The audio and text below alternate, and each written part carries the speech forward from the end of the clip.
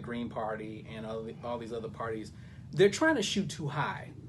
Trying to go for national elections, trying to go for the presidency, instead of trying at a local grassroots level to see if, their party can catch on. Mm-hmm. So, for instance, like, why didn't anybody run? Why didn't a Green Party candidate run in the mayoral race when Rahm Emanuel decided he didn't want to run anymore? So the thing is that there has to be. But the only thing with that, sorry to cut you off, but the only thing with that is there are like 53 candidates for mayor that didn't have a chance for a Green Party. Exactly, but that's what I'm saying. The Green Party could have put a candidate in there within that 53 and no one would have voted for that. That's the problem with third parties. I think third parties, they have to have some success at some level in some city or state where they could, they can say, well, our candidate here, he won or she won mayor, or he or she won a seat in the Senate or whatever, and then at that point you raise up to the national elections, right, to senators, to the White House. Right. But I think, who was that? The one person that said, if Rahm drops out, I'll run. Who was that? Was that the Treasury? Who was that? I don't know. There was a lot of people who said it was going well, it was only if, though. I think it's, what's her name? She does the Treasury, not Maria Pappas, but it was the lady that did the Treasury. She had the video on there. She's from Pilsen, and she did soccer. Oh, yeah. Well, I can't think of her name, though. Yeah. But she was like, only if Rahm, because Rahm was like, yeah, you better run against me because I got you here. Exactly. But it's just, every time you look at it, a Green Party candidate or an independent candidate why didn't Bernie Sanders run independent? He's got enough success, and he's never successful twice. That's the question that I asked. But I think he spiked his punch when he said, I've ran how many times independent in Vermont, now I'm going to join the Democratic Party.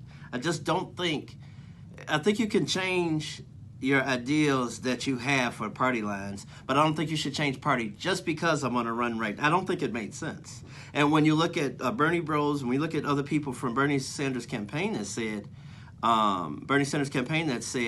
oh, the establishment did not want him, I don't think it's true. They didn't want the independent, the Democratic Socialist that he is. Mm-hmm. And you had to create a new kind of Democrat just for him. Mm-hmm. And then you had Elizabeth Warren jump in it. And then you had, who was the other person that was trying to get into it? It was Elizabeth Warren, and even Amy Klobuchar kind of dabbled in it a little bit. And you just made it too wide.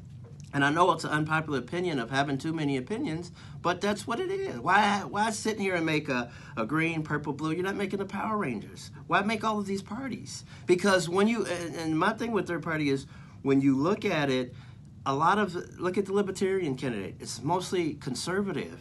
It's on a conservative platform. It's old school Republicans of responsibility, of I'm going to keep this, I'm going to keep that, keeping things in line. Limited government and everything. Wasn't that Republicans to begin with? So what is the difference of a Libertarian and a Republican?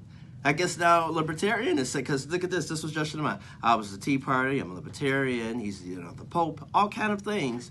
You change your name up with underwear. But it's and a lot of people say, I go back and forth on Facebook weekly. And a lot of people say, oh, why have two parties? Oh, why have, this and that? Why have these things? Well, because usually your ideals kind of line up. You're right or left. You want everyone to have an equal marriage, or you don't. You believe in climate change, or you don't.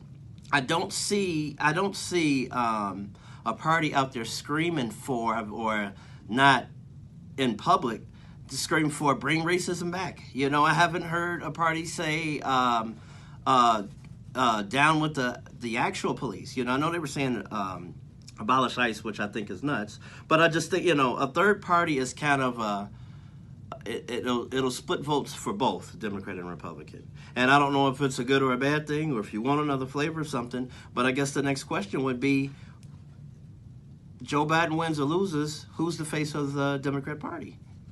It's not Bernie Sanders, because now he's all mad and angry that he didn't get it again. It's not Hillary, because they don't trust her. Who is next for the Democrat Party? Is it Val Demings?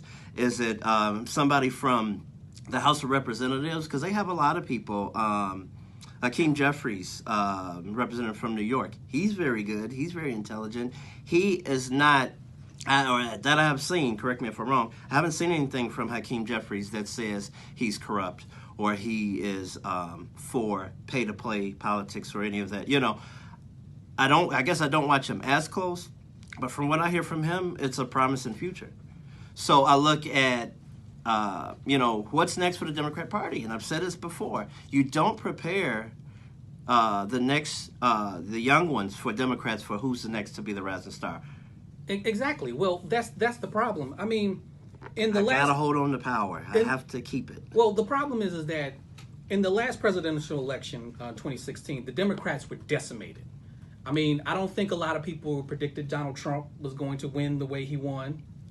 I was surprised. And with Hillary, taking that loss because everybody had assumed that she was going to win, right. It basically put the Democratic Party in disarray. Mm-hmm. And I just feel like if Joe Biden loses, which I think he will lose. I think it's too close right now. I think he's going to lose. But Dang. I think Well, you didn't like him anyway. Yeah, I don't like him anyway. But the thing I feel like is that this is really, really going to decimate the Democratic Party. And so your question is, I have no idea